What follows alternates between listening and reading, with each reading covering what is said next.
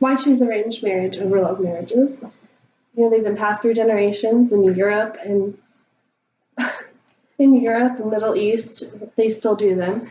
It's still a modern choice. So it's not as loveless as some people might think. You know, they do fall in love, but it's more slow and gradual. And studies have shown that it ends up lasting longer.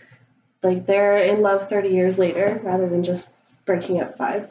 So we'll start with the past. So with alliances, you know, in Europe, they would marry to ally families.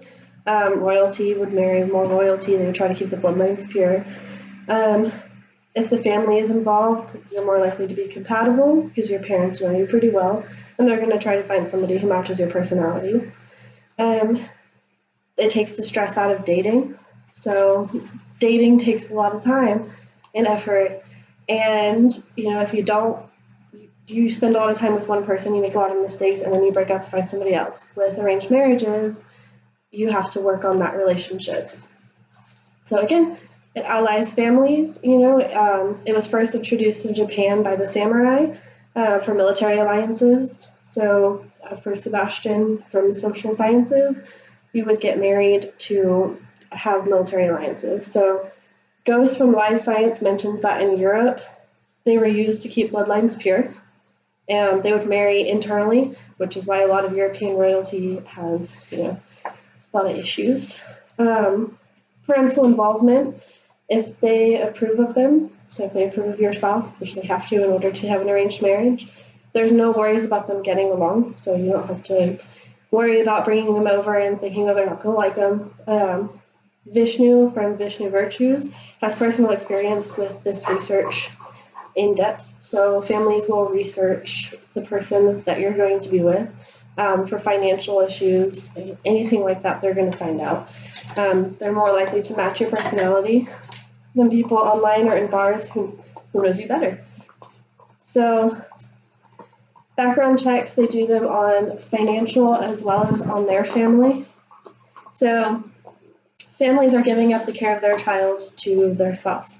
They want to make sure that you're able to support the child that they're giving away. And this is also, you know, helpful with future kids.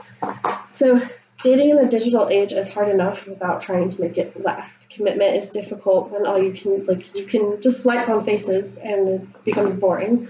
Family actively tries to match your personality. If you don't get along, you can choose someone else. With arranged marriages, it's not a forced marriage. It's not always a forced marriage. You don't have to marry the person that they've put you with. So when you're going to work on your marriage to one person instead of, you know, trying it with different people. Per Fish from Psychology Today, arranged marriages build love slowly and it lasts longer. Forced marriages are detrimental, of course.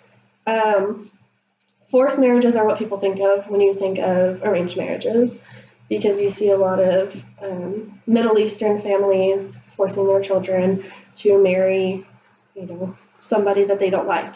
But it's not always forced. That's not the point of arranged marriages. They're to keep families together, to make sure that the match that they're with is good. So if you don't get along, typically you are allowed to say, you know, I don't like this person, I don't want to marry this person. There are circumstances where the family leans heavily towards agreeing with the person, but if it's not a forced marriage, they can force you to marry him.